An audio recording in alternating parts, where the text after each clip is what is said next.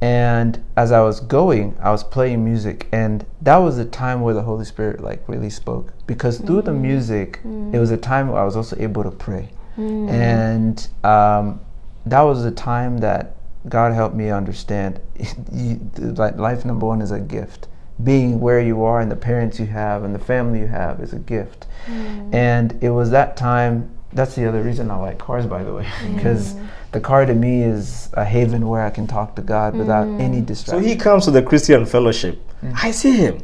I'm so surprised because I know this guy. I was so surprised. Anyways, I didn't ask him anything. I started noticing there was something different with him. I guess I noticed because I was observant. I'm still am. But I noticed this guy is different. He's calm. He's not talking about beer. He's not. So I went out there, dude, there's something different with you. I told him, you have changed. I don't know what it is, but I need you to tell me. You're not the same person. He said, Jimmy, it's true, man. I'm not. He said, man.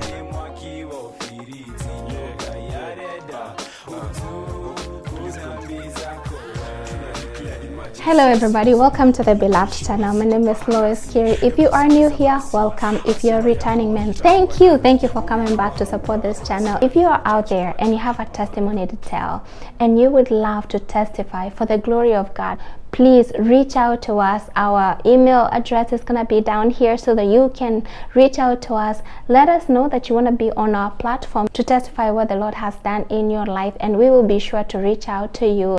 I am so thankful for the guest who is here today. He is a young man who goes to Kennesaw State. He is studying mechanical engineering. He is also a youth leader at KACC. Is that KACC? KACC. KACC. Yeah. And you want to sit back and listen to this one because he's here to tell us what the Lord has done in his life, in his family's life, how they ended up coming to the US, and how he got to know the Lord and walk with him at an early age, and why he chose mechanical engineering as a career path. I will ask my co-host, none other than my husband, to just go ahead and introduce himself. Well, no, not to introduce himself, but to say something. First of all, tell us, how was your week, honey? My week was great. Yeah. Actually, it's my weekend because today is a Monday. Yeah, my weekend was great, and I actually think we should make it clear when we say KACC stands for Kenya American Community Church. In Kenya, KACC people think it's a number plate. Guys, be serious. We're talking about KBB, KBA, so we had to make it clear. That's new. It's to a number plate. It's a church, Kenya American Community Church, and we're very happy to have Alvin here. We've been talking to him for the past few weeks, and we're finally glad to have him here. Na ukimwona hivi, an honor. Yes. Huyu ni mtu ameshiba. Si umekula uko sawa? Mimi nimeshiba. I'm good. Tell people how we have fed you. Nimekula vizuri sana. Honestly, I cannot. I was trying to stuff more. Yeah. But I cannot. But all that's gonna go now into the energy of now speaking. So it works. So nimeshukuru sana, nimeshukuru. Oh, and I just remembered, I have to mention this. We are on the road to 20,000 subscribers. Guys, man, we are on the road. All right. That's what's up. Yes. And just to show our appreciation, we have a small token to just say thank you to our subscribers. We will have 2 people, right? We said 2 people. 2 people. We will choose 2 people who we will give them a gift card. And how much are we going for, honey? Hey guys. Hey. Someone is about to win the lottery. $50 for 2 people. Yeah, so we'll do each $50, not 50. 25. It's 50 each person. Just as a token of love, to say thank you, appreciation actually, to say thank you for supporting this channel. And we will give that gift once we reach 20,000. And this is what you have to do for you to qualify. You have to be a subscriber, you have to comment, you have to like, you have to share. Tell us where you're watching from, and what else? Like something how you're has from this every video, yes how has this videos been a blessing to you? What have you learned, or are we just wasting our time here? Have you learned something from this channel? And if you have been an active participant, we would definitely choose you. So please get on your computer, get on your phone, start typing, telling us, you know, what you have learned. It doesn't matter which video you comment on, but we will check and see who has commented the most, and that's how we will pick our winners. And actually, I'm gonna ask you a question. Me or him? Both of you. Oh, okay. You tell me if it's true or not. Does your brain eat itself? Does our brain eat itself? Yeah. No, because You asked the wrong person. the brain doesn't have Try. the brain doesn't have a stomach, Okay. but also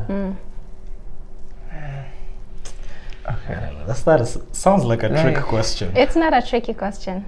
I would say yes. Okay. Why? Because, like, two reasons why. Like, if you ever think, for example, that's one. But for it to grow, it's getting energy from somewhere else. So, like, that, I don't know. So if that you makes think sense. for it to grow, it has to eat itself, and And then get full. expand a little bit, And then Gets expand very and full, then and get then- full, and then get expand. full and be able to expand. Yeah. Okay. That's the. It's like a twofold. That makes way. sense, I by the don't know. way.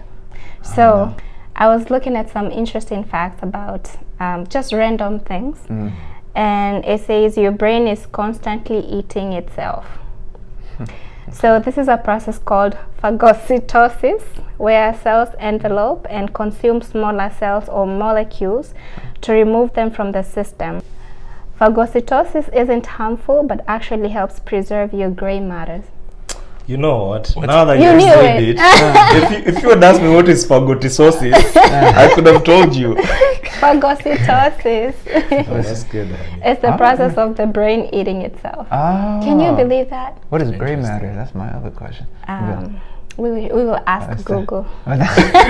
So, Google is like, Now on to our guest. Welcome. hi. Hi. How are you? Thank you once again. It's such a pleasure. We are super excited that you're here, Alvin. And just briefly introduce yourself. Tell us who you are. Yeah, so as she mentioned, I am a student here in Georgia. There's a university called Kennesaw State University, and that's where I attend. And I'm there as a mechanical engineering major. So I've been going there for like 2 years, but before that I started at Chattahoochee. And aside from school, I am also a brother to two other siblings younger than me. One is just turned 16. We're in October, right? So yeah, just turned 16 in September. And I have a younger sister who's 7, and my brother's name is Andre, and my sister's name is Alicia. And nice. happy then birthday. honestly, Alicia, you would think she's 10. Really? She's big, and then Really? Andre is almost like a grown man, a Yeah. little taller than me. Okay. He does not let me forget it. So Like he's taller. he's taller by like this 1 inch. So I was like, okay. And you know, when you were standing there, I saw we are the same height, and you were 6'2". I kid you not. If he walked through the door, you might not believe he's 16. Really? He's a tall boy, He's big a tall boy. guy. Oh Yeah. my God. So, and of course now my parents, blessed to have them, by whom my mom is Wandia or Margaret, and my dad is Martin, or, well, I was just finding the queen, he's also known by Mwangi, but really Martin is fine. Yeah, so that's my family, and as he said, KACC is the church I serve in, under Bishop Gigi Gatahi, and then I'll serve in the youth ministry under Pastor Simon, Reverend Simon, and it's a whole team. It's a one big family, so That's grateful to be a amazing. part of it. Yeah. So tell us how you guys ended up coming to the US, and when was it? How long ago? So 2010. Okay. 2010. It's been a minute. It has been a long. How old were you when you came? 9. Okay. And I came in where a 9-year-old would consider it fun. Because to me, I saw snow. In Kenya, it does not snow. Yes. Okay, so when you see snow in movies, and then now it turns to real life, oh, it's Wonderland for you. So now we came in, and it was like two or so feet of snow. like it was a heavy year, which Georgia, FYI, doesn't get that many years of snow. We got the timing perfect. That's what I was about to ask you. That was in Georgia? That was in Georgia. You got 2 feet of snow? So we got here in November, right? December came through, and the end of, because we came like November 10th. So December came through, and when December came through, what happened was the forecast was heavy snow. So up to like early January, if memory serves correct, that's when it dissipated. But we got snow for a pretty good amount. Now, me, I'm a 9-year-old. To everybody else who has a driver's license, it was they didn't have so much fun. But to me, it was a great time. We came. Was it your first time seeing snow? That was the first time seeing snow. First time on an airplane. I didn't sleep. First time seeing snow. Why didn't you sleep? Because it's the first time you could watch movies and no one could say no. So that's a long flight, right? It's a long flight. That's a lot of movies. It was 27 hours of movies, and me and my brother. For 27 hours, you did not sleep. I might have slept maybe for 2, like maybe 2 or 3. But you know, as a kid, all that excitement is there. Excitement. Yeah. And I don't remember whether we had. I think we had one layover. I might have taken a nap. I don't know. But we went from Kenya to Ethiopia to Norway. And from Norway to Seattle, and from Seattle to Georgia. How many connections did you have? That's a lot of connections. How many connections did you have? That's like 4? Yeah. And I actually came to learn it's not supposed to be like that. It's not.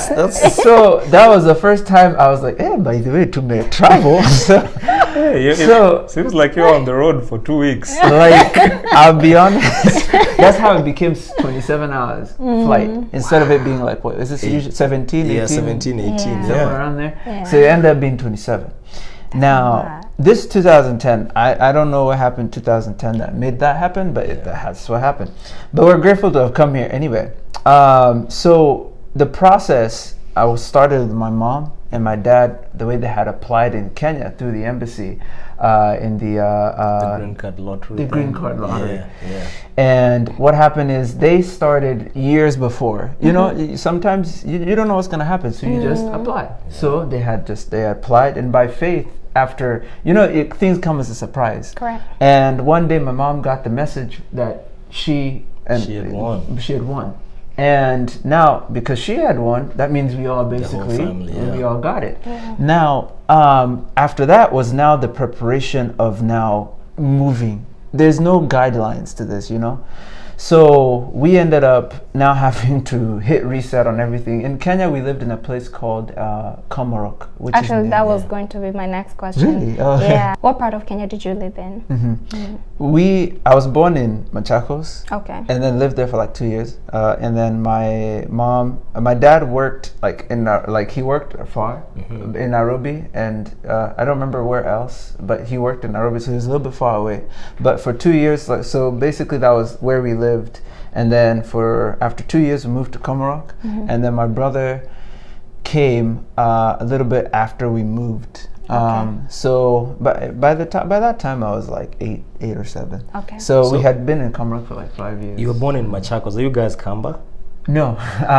Ironically, I remember how to speak. I don't remember, sorry. I used to speak because my neighborhood had Kamba people. I used to speak it. Really? Yeah, it's no zero. I forgot it all. Well, you've been here for many years, though. We were born in... you've been here for many years. Yeah. Of course, you have forgotten. We were born in Kericho, and they speak Kale over there. Kalenjin is a lot of like Kalenjin people. My mom... I was still young, but my mom tells me my brothers, they could speak Kalenjin.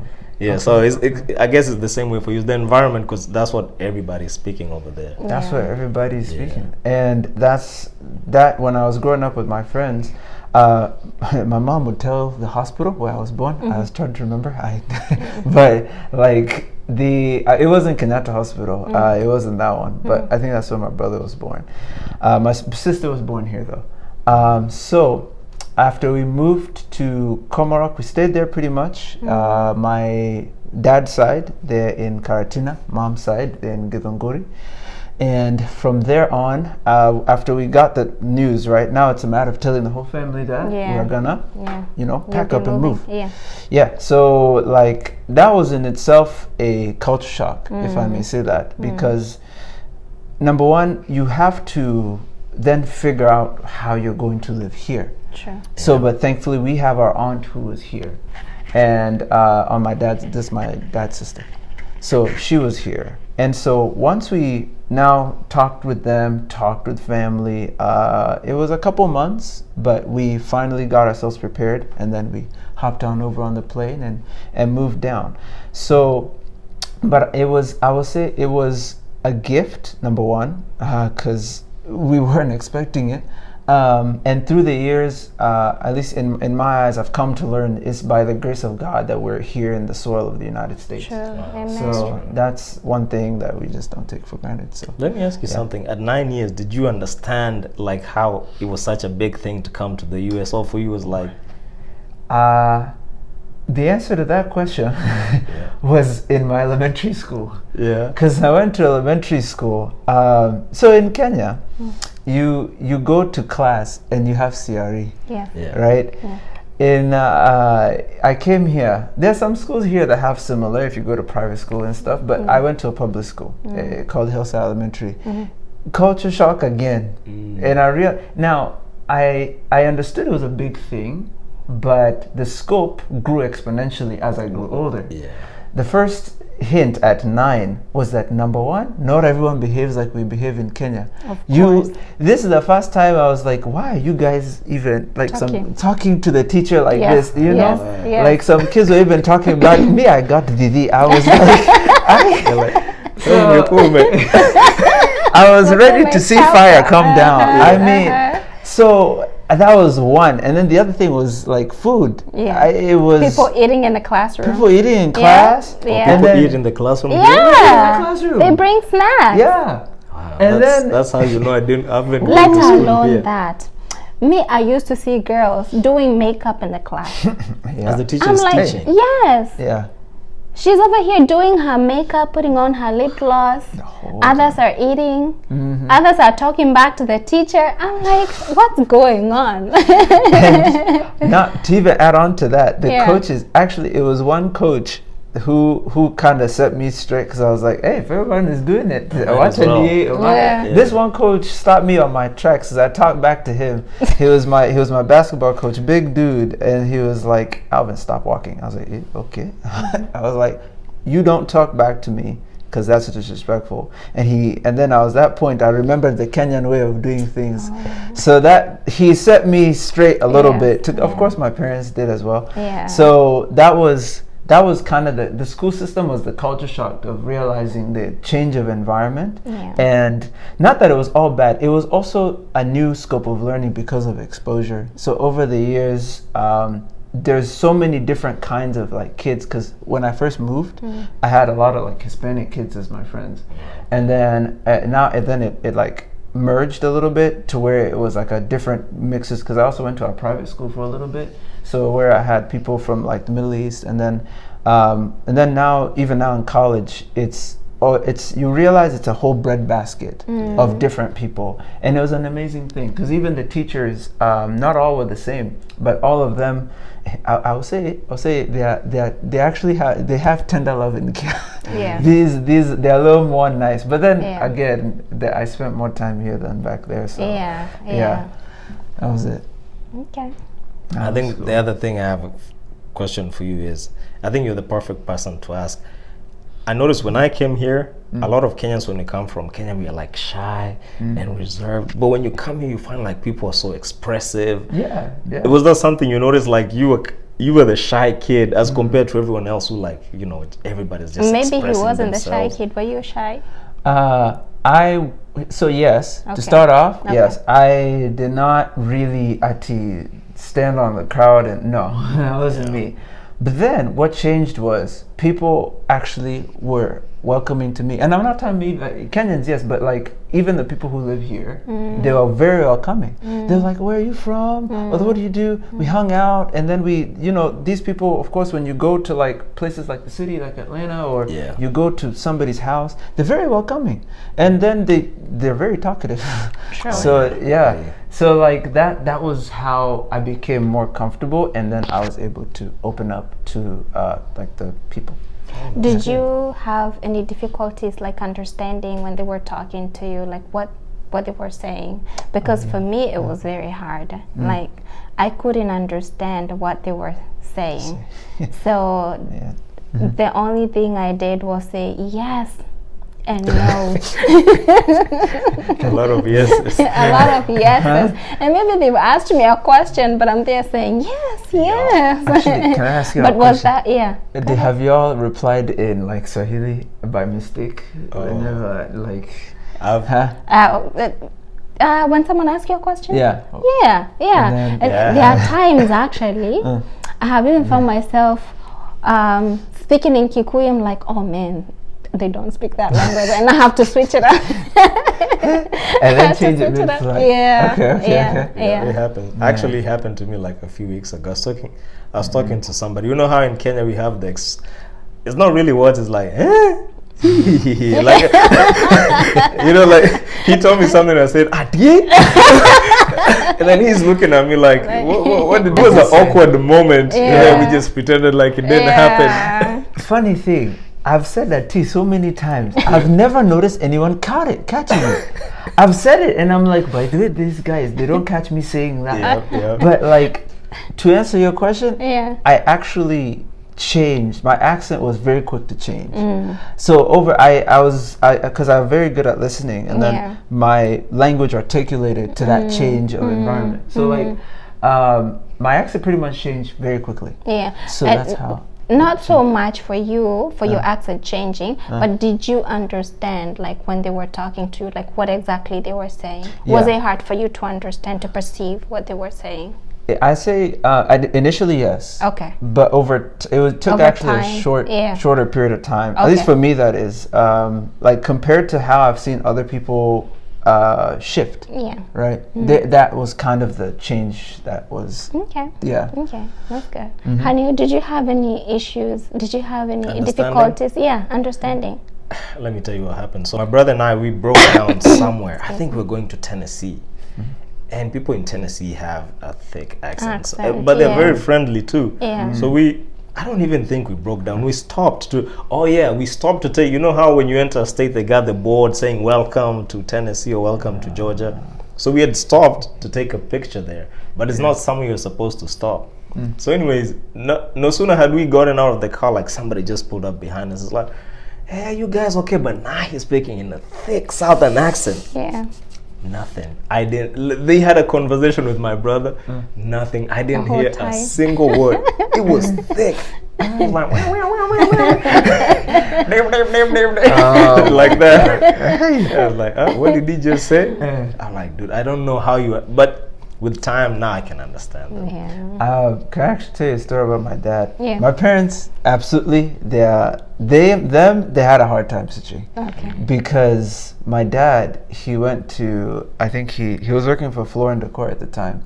Now in retail stores they have the intercom, right? And so my dad's just working, and then he came and told us the story, and he was like, so you called me on the intercom. He's like, my dad at the time, he has no idea who it is. And then now they called this Martin like 7 times, and he's just there like, this person has to be in trouble or something or whatever.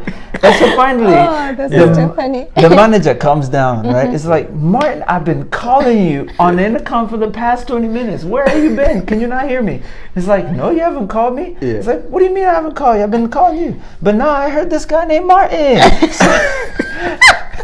So it's like, that's not me. That's not me. Martin. And then it clicked in him that Martin is Martin or Martin. So that was the culture shock that my dad had to go through during that time. So like, this guy's in trouble. And it's you. No, at that time, thankfully he wasn't. He was just telling me something. But that was like the shift that my parents had to make during that time. But yes, that's tough. It was a pretty good shift. It's too much, It's too much. Too much. 20 minutes. 20 minutes gone. Yeah. And he doesn't know who Martin is. No, Lord. it's incredible. But it's been a whole like story and a beautiful one of experiencing a different world. Yeah. And we're grateful to be now even a part of it, you know, and having grown from that change. But yeah.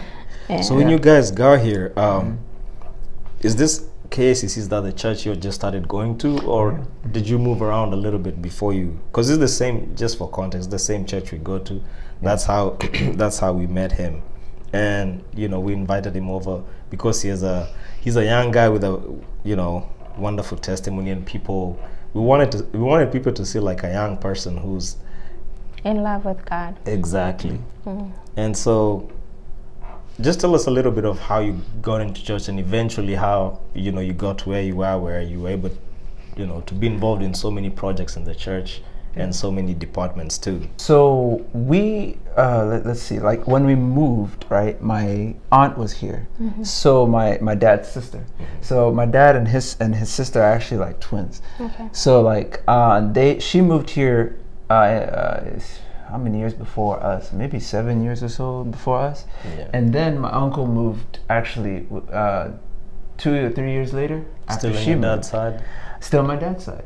Yeah. So now they actually both moved. And so when we came here, I don't know why the plane went to Seattle and then Georgia, but ironically, that's where my aunt lives now. Okay. So we moved to Georgia, and she was here, and she's the one who hosted us.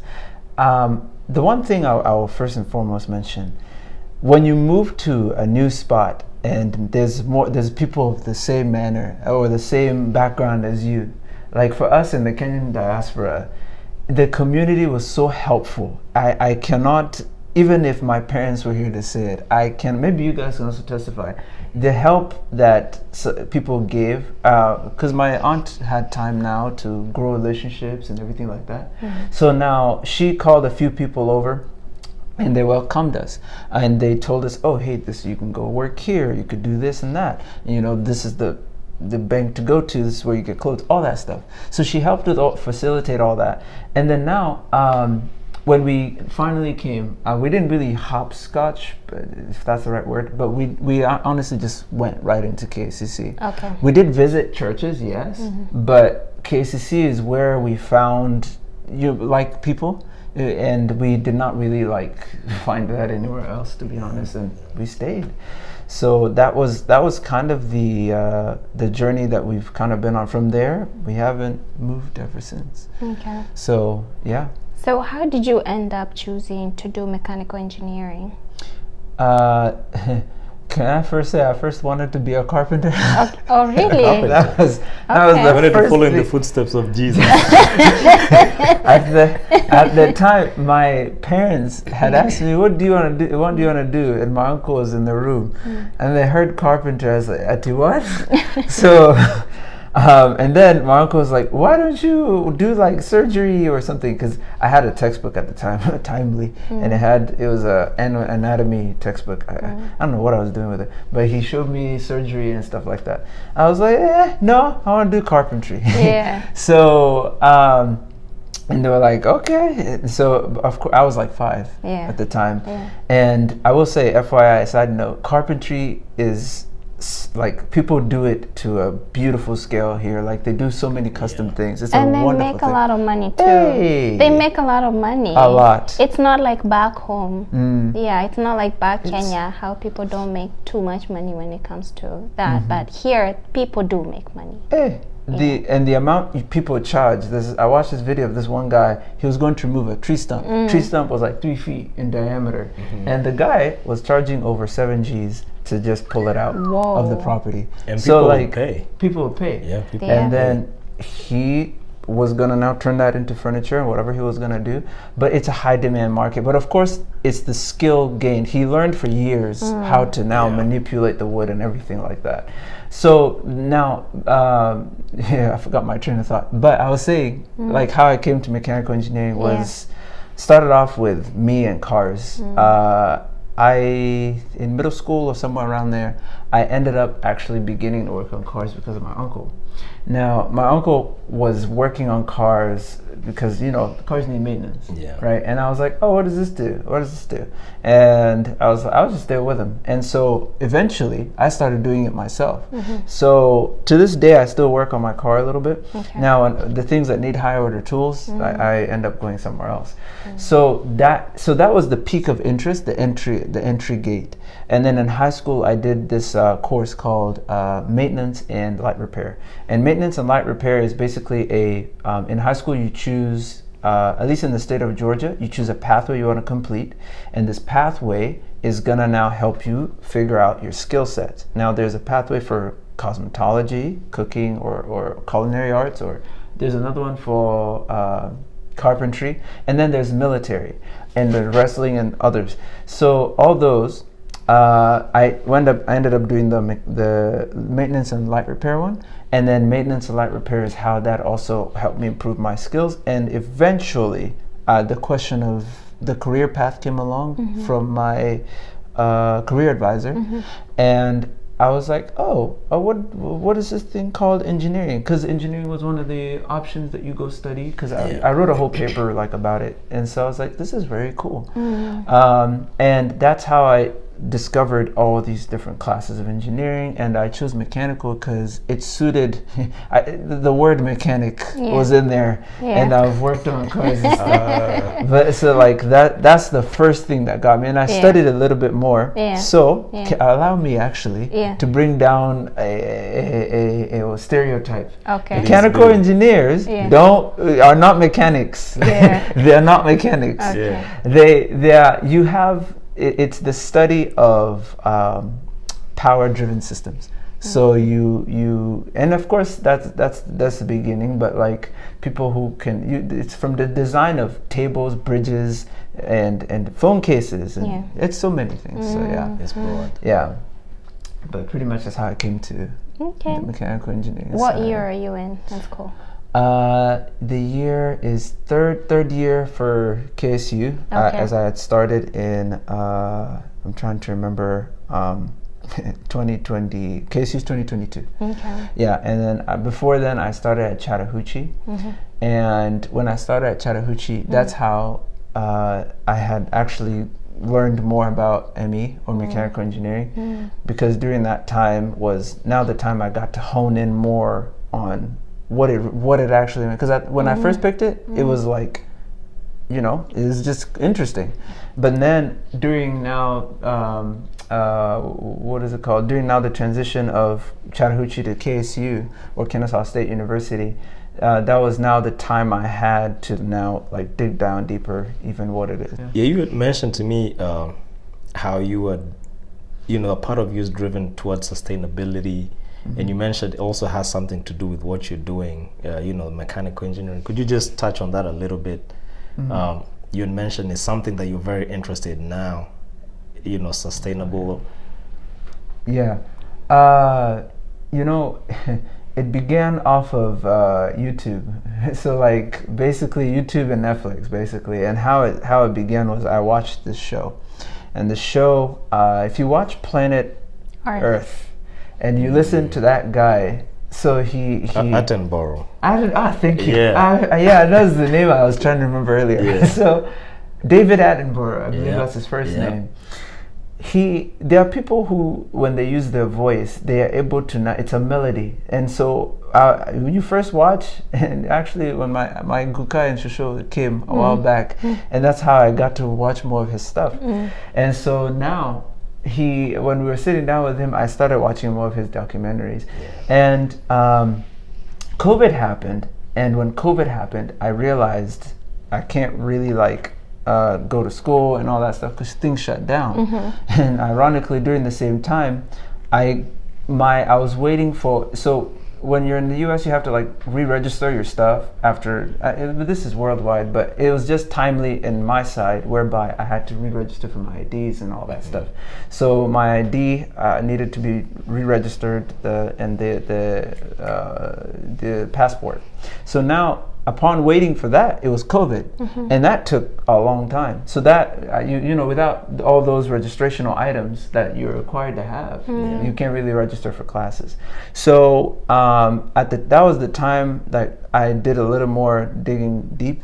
So it was I think one semester I was finishing the courses I had, and then after that semester was over, there's a semester I don't think I did anything. A semester is like 5 months. So it's usually runs from January to May, and then if you do summer, it's from June, July, and then there's now the rest of the year as a second semester. Yeah. Now, I think it was the second semester where I really this is 2022 still, I think, So that was the beginning of where I ended up doing this more deep dive, and I came to realize a lot of the world is shifting from the old processes and industrial way of doing things, and a lot of people are now curious on what is solar, or what is biopower, what is what is it called, electric cars, all those things, and that piqued my interest, and more so that not necessarily to those items exactly, but how do you make more of a sustainable switch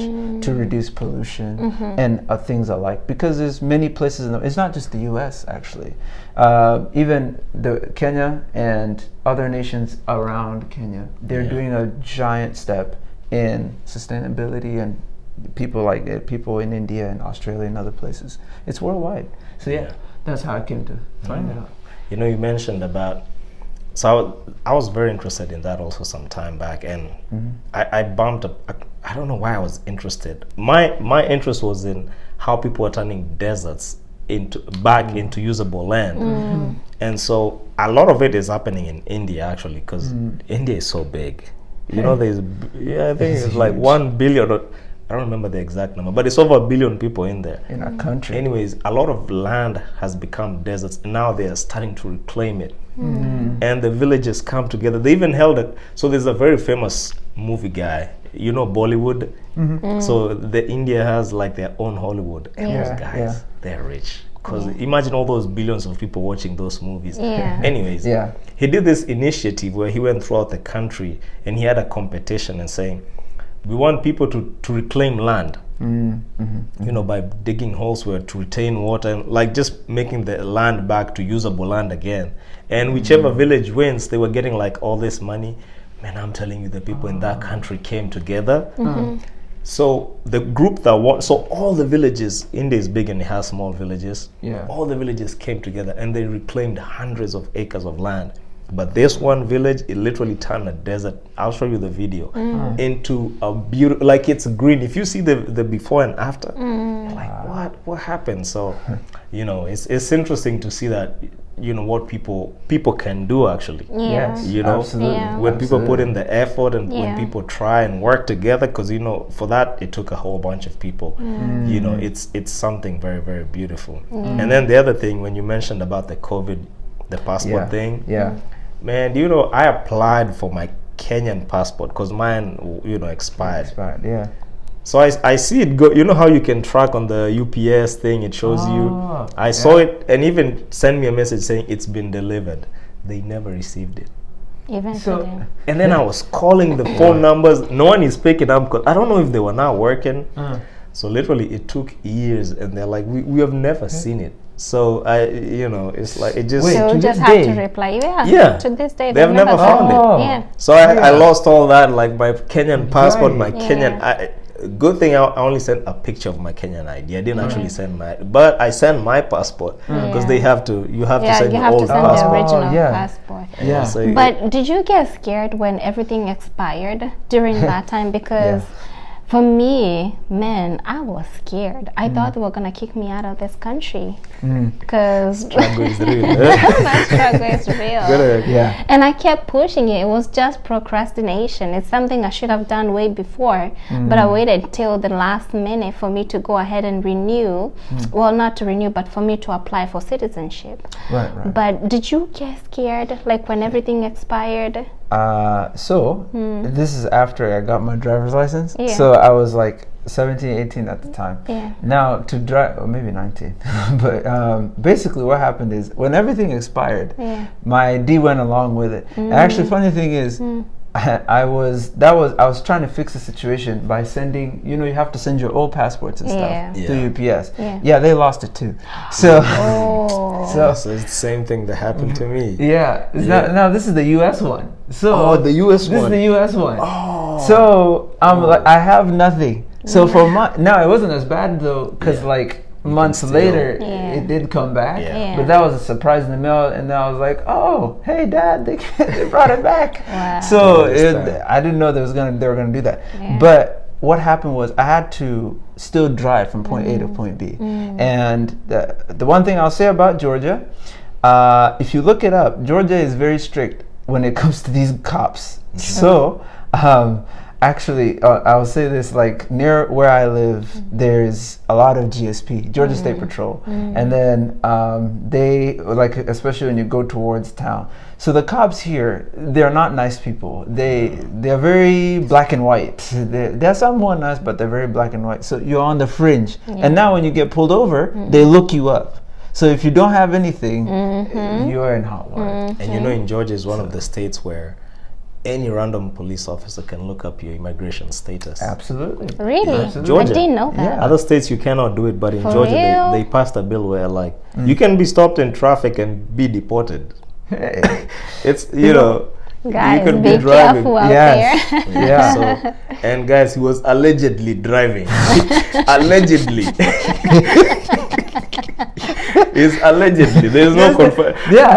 Well, you see, what I didn't say what I had when the thing came, but it was allegedly.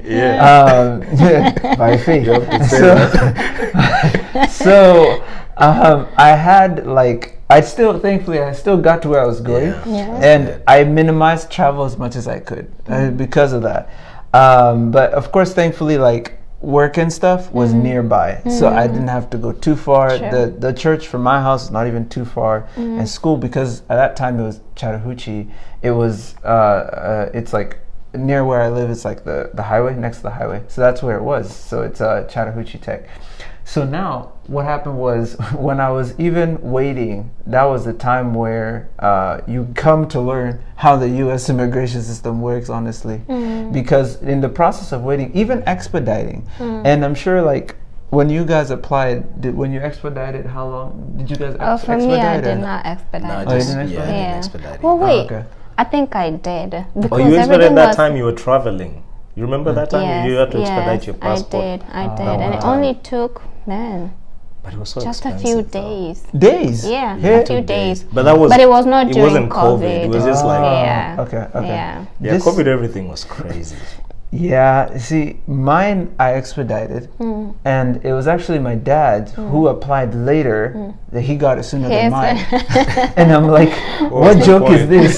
So, but mine eventually did You come. should have gotten your money back. I know! And hey, guy, it's so expensive to expedite, number one. It is expensive. So that was Yeah. like one thing, and then Yeah. on top of that, it's the hassle of just waiting for this registrational stuff for the school. Yeah. But during that time, though, you learn what faith is whenever things don't add up to Correct. two sometimes. Yeah. So, but yeah. I have to ask this question, like, what keeps you grounded? Because you're young, you're in school, you're involved in the church. Like, what keeps you grounded there? Because I feel like a lot of young people, especially now, there's a lot of distractions, I mean, there are a lot of things that people do whereby you're not really grounded when it comes to God. But what keeps you grounded to know that, I have to stay focused, and especially in your faith? I would say for me, it started like way back because of my family. So before we moved here, originally we're Presbyterians. So my mom's side is Catholic, and my dad's side is Presbyterian. And what happened was, we had like a lot of, in Kenya, you end up going to church, you go to school and all that stuff. So it was the house of God that kind of was the place that when I was a kid, I would say I was just there because, hey, mom, dad said go. So I was like, okay, so I just went. And then after that, you go do your other stuff, hang out with friends, go to school, and then likewise. So things like that. But when I came here, like it was the bringing of all that my family had taught me, because my grandma was very good at telling stories, especially Bible stories, as us as cousins. And it was that, it was simple, but it was very effective, because you learn. When she did it, when she spoke, everyone, even the adults, are quiet, listening to the story. And then after she's done, now you ask questions and all that. And it was a beautiful thing, because after a busy day in Ushago or in the country, like it was a wonderful way to end the day. So it was small things like that that kind of brought the I would say the humbleness, because that kind of stories and those kinds of things, they bring out kind of the calmness, I would say, because when I moved here, I was more of, like I said before, I was a little bit shy. I was more of the calm kid, kind of. So like I didn't really, I wouldn't say I moved with the crowds. That's what I would say. And I say that with a lot of humility, because like crowds would do this one thing. One of the other things I didn't really understand, because when the crowds moved and just did X, Y, Z, I didn't understand to the extent of why they even doing it, because to me it didn't make sense. So that's what kind of kept me balanced. Like I had, like, you know how people have like friend groups and stuff that they all rock with or whatever. For me, I had friends in different spots, not one group. So it kept me kind of grounded like that. And then over time, with the participation even in church and everything like that, that was where it was now the balance of family and church that kind of grounded me a little bit, whereby, the family comes, of course there's God, and then there's family, and then now there's the outside world. So that was kind of the grounding of how, I was but how I was able to kind of be, footed. Yeah. Have you ever had an experience where you experienced God differently? Where that one moment where you are like, man, God, now I see you differently. Have you ever had that moment? Yes. That happened because, okay, when you are going through school and CRE, and then you go to church, you learn, God is this guy in the sky, and sometimes he chapas people with lightning, and like the other times, he's nice and he shares all good blessings and stuff. So it's a very, if I may use the word, cartoonish kind of, which isn't wrong. I still respected God as God and everything, but I was a kid. But over time, there's this one spot that I came to now. It was actually one room. There was a time we were praying, and in KACC we were divided in districts. So districts are where people lived in zones. Like, for example, if you live in Roswell and there's other people around you, those are the district that's the district you have. And we had group Bible studies and fellowships and stuff. So it was, now my dad would take me to the fellowship. So sometimes it would be my mom and my dad's working, and vice versa. So now this time I was with my dad, and then we went to this person's house. And after the fellowship was over, they were praying. And that's the time where I learned, you know how you sense something in your spirit? That was where, like, I was like, oh, okay, so prayer is not just you are talking to, like a genie or whatever, So it was that like something in my heart changed, because at that point I sat down and just paid attention.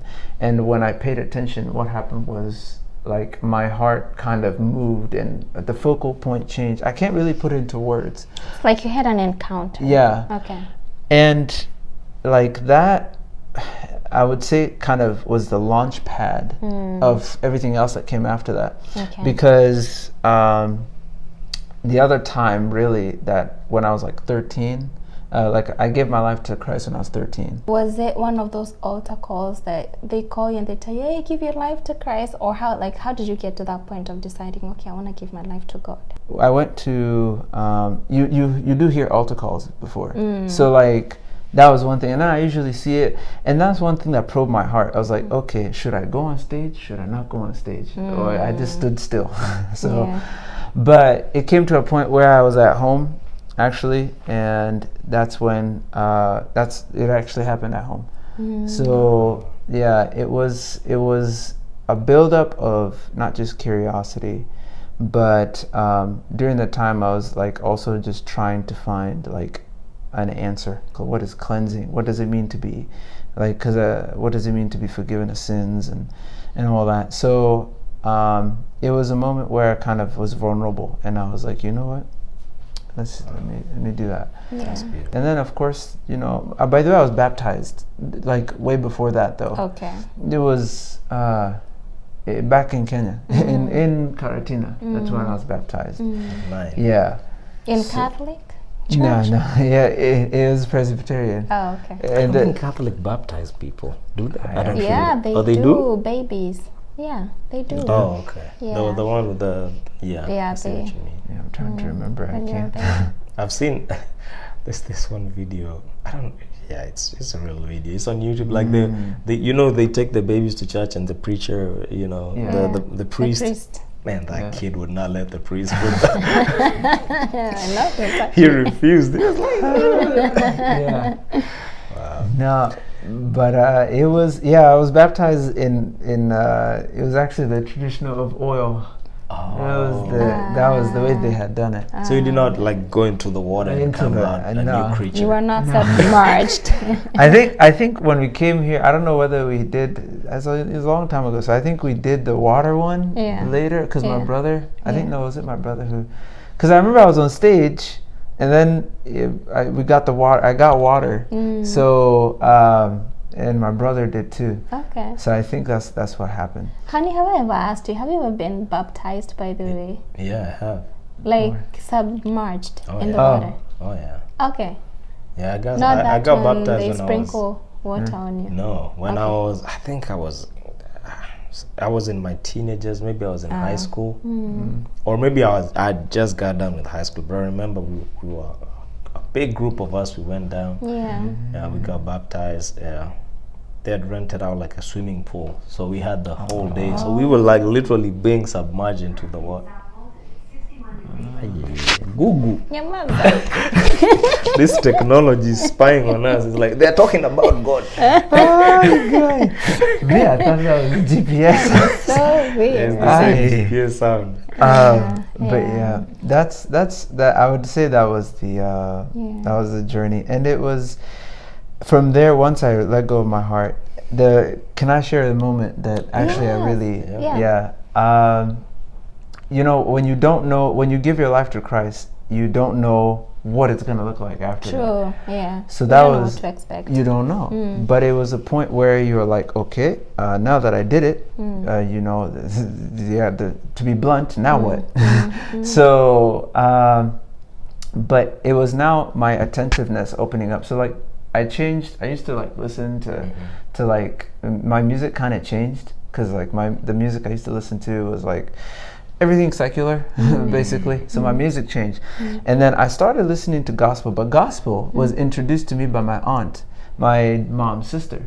So that's how the gospel, like, now when I say gospel music, I mean the black folk gospel music, like Kirk Franklin and them. Yeah. So like, cause I heard his songs way long ago, and then I started playing them again. And so when I started working, I used to drive to work, like into Rome, Georgia. Rome, Georgia is, for reference, like an hour away. And I used to drive back and forth. And this is like I was trying to remember, like this was like on Sundays or whatever.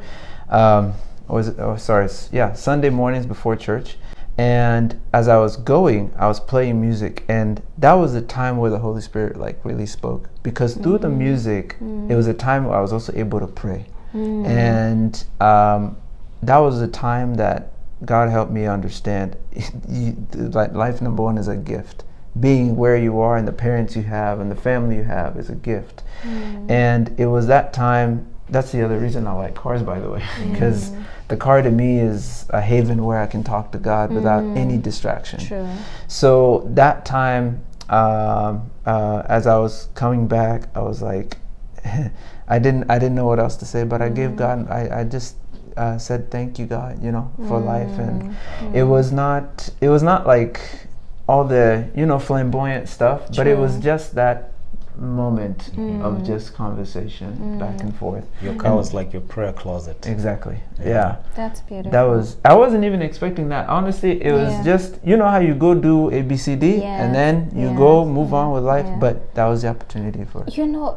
One thing I've come to realize about God is that when he does something, he doesn't want you to come back and say, it's because I did this, that's the reason why. It's because I created the environment or the atmosphere for him to speak to me. That's the reason why he spoke to me. And I feel like he does something. When he does something, it's so that he can get the glory, because you're like, man, I wasn't even good. Like I wasn't even in my best behavior for him to do that for me. You understand? Yeah, but he's such an amazing God, even the way he communicates to us. And then I like how he meets you in a place where you least expect it. Like I have this story of this guy in high school.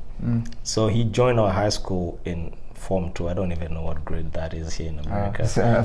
Second guy, I was gonna say Form 2. 10th grade. I think for the Americans who are watching, Form 2, that is 9th grade. Or is it 10th grade? No, Form 2 is 10th. It's 10th. Oh, it's 10th grade. Yeah, Form 2 now in Kenya is Form 2. 10th grade. Yeah, so that's what, like about 14, 15, maybe 15. You're like 15 or 16 years old. You're about 16 years. Anyways, so this guy loved to drink beer. We're in high school, Form 2. Like we're in school, and then it was the one they make in the village. It's not even It's the fake one. Yeah, they used to call it like Moratina or some funny names, but they make it their own. And then now there are also other guys in school who used to love beer, so they would talk about it and tell them, hey guys, when we close, I got a beer that's been brewing all this time. We'll just go to my house and I'll like, that was the type of person he was. I'm trying just to give you context. He was like in that life, beer, girls, all that. Anyways, so we get to Form 2, we finish, we go to Form 3. Now we close school in December. So the way in Kenya, you close for December, then you come back in January. So we come back in January. On Saturdays, we used to have this thing called, we went to the dining hall to watch movies every Saturday night. So you'd either go to watch movies or we had a Christian fellowship. So you choose which one you want to go to. So I used to go to the Christian fellowship. So he comes to the Christian fellowship. I see him. I'm so surprised because I know this guy. I was so surprised. Anyways, I didn't ask him anything. I started noticing there was something different with him. I guess I noticed because I was observant. I'm still am. But I noticed this guy is different. He's calm. He's not talking about beer. He's not. So I went and asked him, dude, there's something different with you. I told him, you have changed. I don't know what it is, but I need you to tell me. You're not the same person. He said, Jimmy, it's true, man. I'm not. He said, man, I'm saved. I'm a Christian now. I was like, how? God forgive me. I was so skeptic. I was like, you? You're a Christian? Dude, of all people, that's the last person I would expect. He said, man, you'll never believe it. He said he was on a Sunday. He was just chilling with his boys. I remember this story. I've told you the story, right? Yeah, he was just chilling with his boys, and then this beautiful girl walks by. Oh man, he said she was fine, so he followed her. So he wanted to talk to her. So he followed her. He's like, okay, let me see where she's going. Then she went to church. He's like, this is the perfect place. When we sit down, I can start talking to her. So he went into the church. He followed her. So he's there in the church. He's not even listening. He's just, waiting for the service to end so he can talk to her. The Holy Spirit found him in the church. On the pew. As he was there in the church, eventually you're going to start paying attention to the preacher. So, he started paying attention and he got convicted. And he cried and he got saved and he received Jesus. And even got baptized. So Yeah. he's like, dude, I was chasing after a woman. I learned through the Holy Spirit. Isn't that so funny how Yeah. like God knows how to get us? Yeah, He used yes. that specific way to get him Like- to church. That was, and you know, the crazy thing, that's not even the end. So Yeah. he changed, like Yeah. he completely changed. Yeah. Wow. Now he was a different guy. He's talking about Jesus to everyone. Man. So anyways, by the end of the year, he was a good, like in our high school we were about, I want to say like 300 students, Form 4, we were 300 of us. Okay. He was like maybe top 60. He was smart to be top 60 among 300 It's people. pretty good. Yeah. Man, I'm telling you, the first time he became from like top 60 to like top 40. By the time we in Kenya, we have something we call the mocks. Yeah, So it's yeah. like almost like an exam before the final exam. Yeah. And he was like the third person in that exam. Wow. What? So anyways, we do our KCSE and then we finish school. So I met this one guy from our school, and he's like, hey James, do you remember so and so? I'm like, yeah. He said, do you know he was the top guy in the whole district, Kirinyaga? I'm like, what do you Wow. mean? He said, yeah, he was the top guy in the district. And so the way Equity Bank, I don't know if they still do that. If you're the top person in your district, they would give you a job in the bank for a year. Because you know in Kenya, before you go to university, you have to stay home for a year. Yeah. So for that 1 year, they give you a job in the bank. They're paying you, and then they pay for your university. So Okay. Wow. so like all that to say, like this guy changed, and then God just did all these things to him. Yeah. Yeah. And you know, and all that to go back to what you're saying, like, you know, when you're in that kind, God met you there in the car. Yeah. You know, like God just has a way of meeting people when you least expect it, really. Yeah. When you least expect it, and it was like it wasn't something necessarily planned. And the Holy Spirit is very good at surprises. Yeah. Very good. Yes. So like I even met this one guy.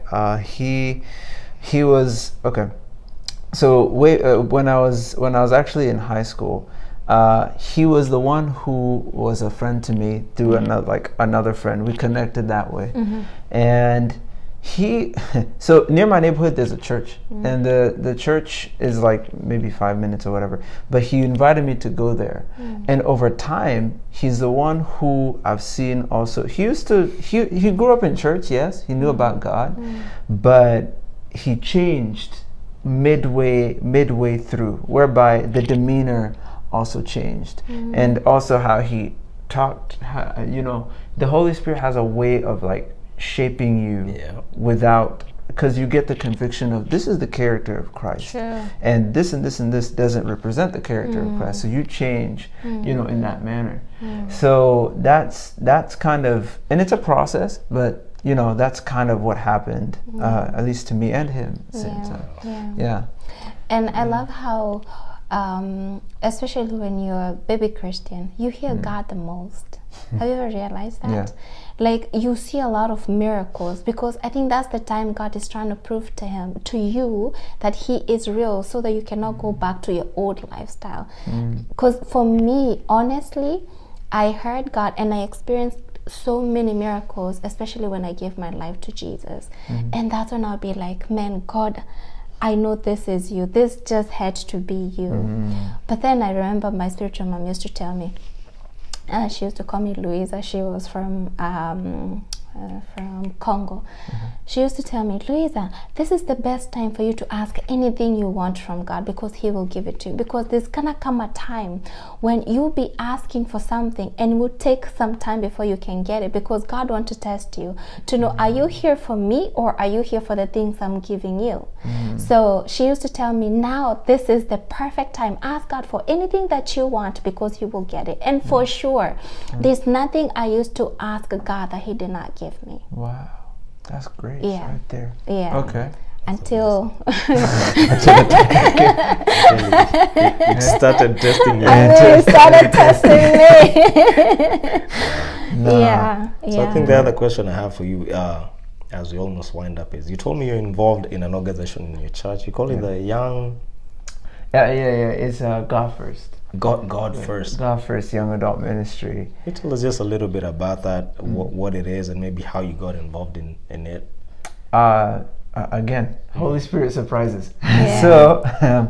So now in my time at KACC, I had, as a kid, you go to the children's ministry, and then you eventually go to the youth ministry once you get older. And now what happened was the church has after you go to like youth, they had like an older, they called it YAM, Young Adult Ministry, right? And that was the name at the time.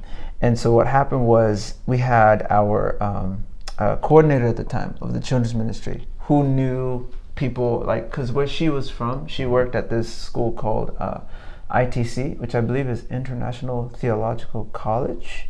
Don't quote me on the name, but I think I might have that wrong. So she was from there, and she knew people who were funders for young adults. Like, they basically funded young adult ministries, right? And she connected us to basically them, and then our church had to now apply for said grants and everything, because now these group of people, what they basically do is they have it's its own ministry, right? But they work through universities and colleges, and they fund churches to start young adult ministries, because after high school, as you had mentioned, there's no that's when, the freedom factor of, hey, I could, and some of these guys got cars, so basically you got the choice to do whatever. And it's also an opportunity for the world to step in and really, really distract you. So now it was a struggle to get, and I speak not just for like our church, or I speak plainly for like other churches, because as we've gathered with other churches through meetings and fellowships and stuff, it is a conversation whereby young adults have had an issue of gathering together in the house of God. Some it's circumstantial, whereby they're going through their own struggles, or maybe it's past hurts and stuff like that. For others, it's just maybe being lost in the moment, if I may call it that. And we met through, now the person that helped us out, her name is Dr. Washington, and then basically they had like a group which they answer to now, the bigger group or in charge, basically the bigger ministry. And once we applied, we received the grant to basically start our young adult ministry at KACC, and we started with other churches as well. So from then on, we have now the youth, and after you graduate high school, that's when we consider now the beginning of the young adult ministry, because now you're in college and all that stuff. All those people in their 20s and like beginning 30s and stuff, but mainly like the 20s group. And we had begun there, right? Because we had a good plethora of that mixed age group, and we were a good candidate to apply, right? So we applied and we got accepted. And when we basically got accepted, we got accepted with a group of churches. And that's how God First was born. So we started with like the round table meeting that we had that first day was maybe 10 people. And then we grew from there, and we kept growing. So we went from 10, then we involved 20. And now, like with the whole church everyone basically has kids. So the whole church now has gone to our support, and we're reaching out to more and more, because we're still fairly new. Like, we started in 2018, so we're still fairly new, and the goal is to still bring in young adults and involve them. So, but from that time, I wasn't the one leading. There was somebody else leading at that time, but I was there helping out, still part of the leadership, and I wasn't the direct leader. But we serve basically, like I said earlier, under Pastor Simon, and he was like he's the pastor, basically young adult pastor and the youth pastor, under, of course, Bishop Gigi, and we basically grew from there. Okay. That's how it started. And then from there on, it's been blessing after blessing. Wow. Yeah. That's amazing. Yeah, I'm glad what you're doing. Young people need that. Yeah. Because like you said, right around that time, if you ain't got that foundation, if you're not grounded, you're like, okay, where am I going? And most of the options that you have in front of you are never good options. Yeah. So yeah. You have to choose wisely. Yeah, you have to choose wisely. So it's good to have some place to run to. Yeah. And still, oh, you wanted to say something, honey? I was just gonna say, just to wrap up, like, what would you advise a young adult, someone who was young, trying to figure out like which direction should I go in terms of career-wise? Like, what should I study for? Like, what would you advise that person? One thing I will say, I'm going to answer that question with Jesus being a kid.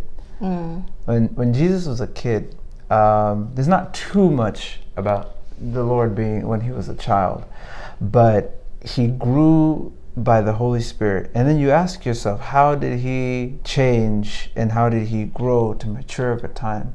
And he did that by deep study and intentionally. Now, the Bible says, honor your father and mother, honor your father and mother. He did that. And of course now,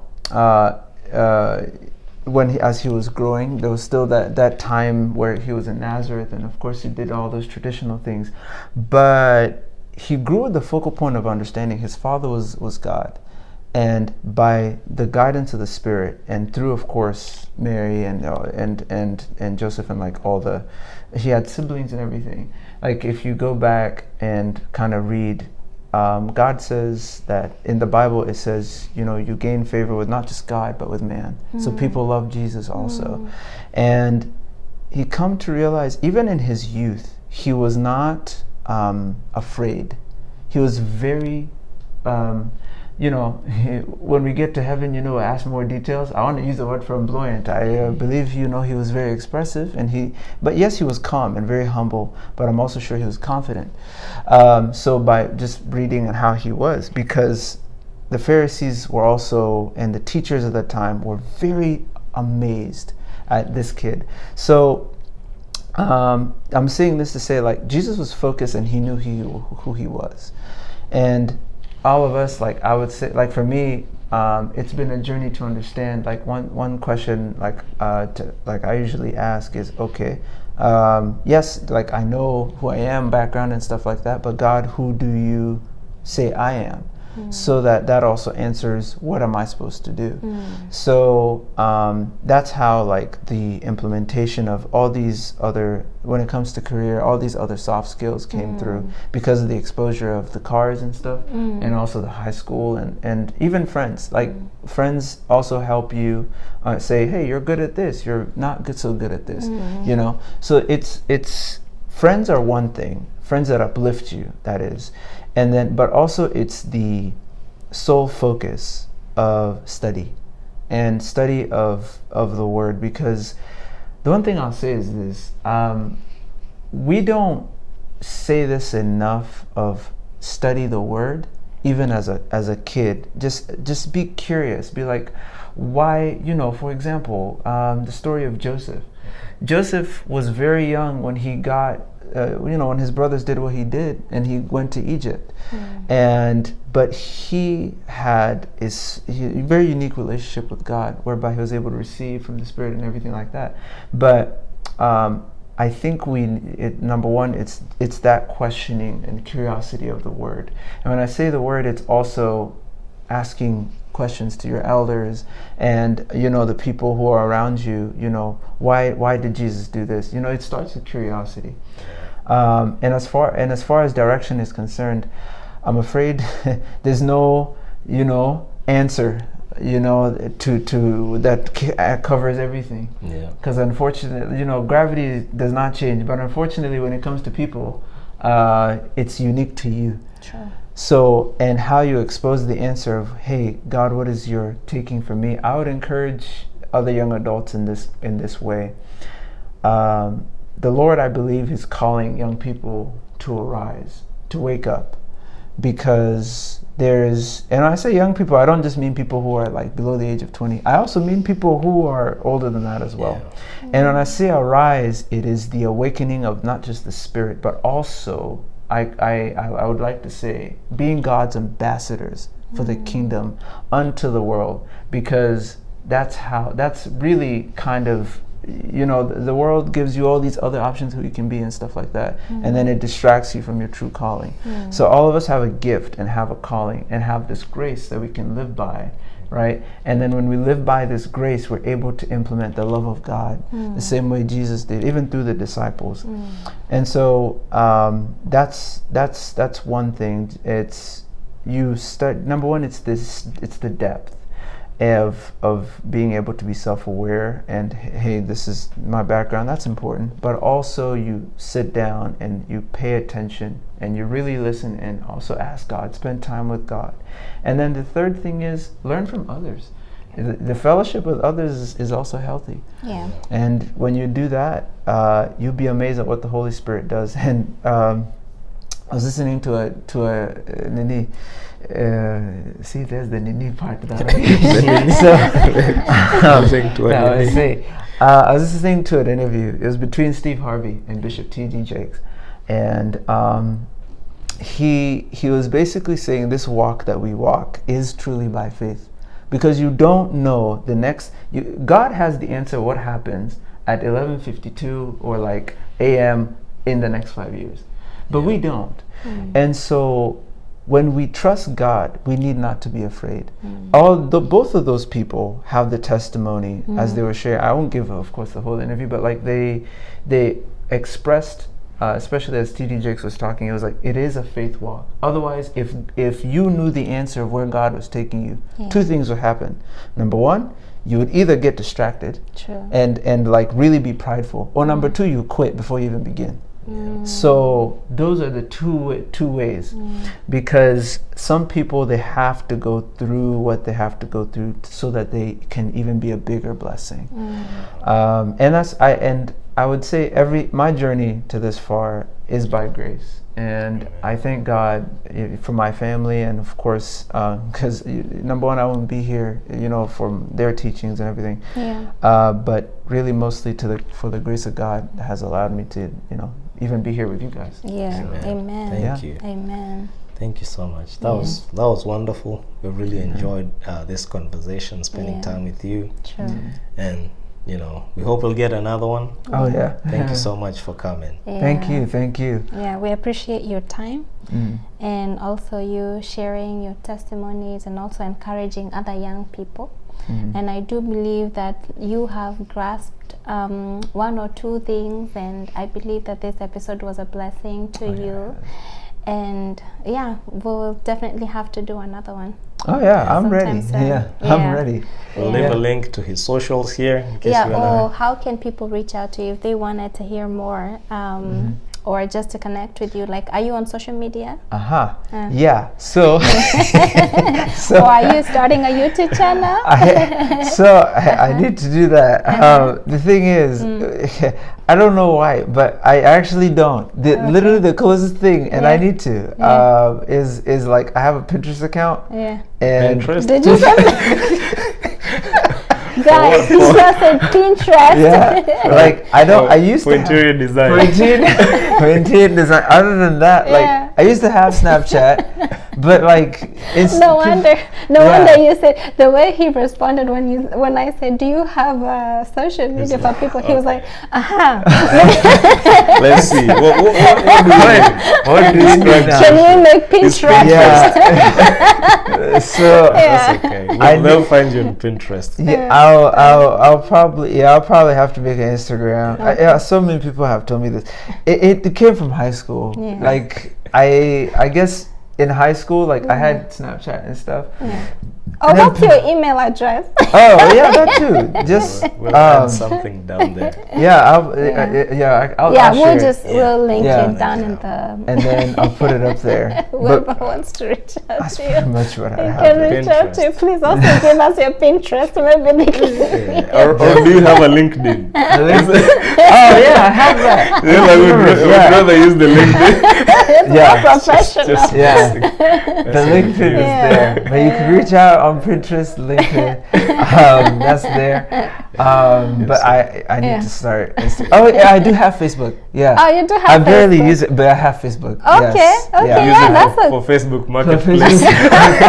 Facebook market, guys. I'll be so real. I guess I'm what you call the old school guy kind of. Me, I'm both ways. I like technology, but I don't use it like for that. You know. Yeah. So that's We the get thing. you. Yeah. Well, here's a very serious question, and I hear some ladies asking, "Are you single? Are you looking for somebody?" Do you? At the time. Or should they reach out to you to find out some more? Yeah, that one. Reach out to me, find out. Please. Yeah. Find him on Pinterest His and email. LinkedIn. Yeah. I'll just be straight up. At the time, you know, because of school and everything, I am kind of He's taking my focused on time. that, And then hey, I'm not closing doors like that. I'm not closing doors, but yes, that's kind of what's going on. I'm kind of honing down on that. Okay. Yeah. Okay. But don't worry, Alvin ain't going nowhere. Yeah. All right, everybody, it's a wrap. Thank you for tuning in. Thank you for listening. And please don't forget to subscribe, to like, to comment, to share, because there's a giveaway for $50 gift card wherever you're watching from. If it's in Kenya or India or Tanzania, wherever you're watching from, we will definitely get your information, contact details, and we will be sure to send you that $50, and it can be a blessing to you. Others, God bless you, and we'll see you on the next one. Bye.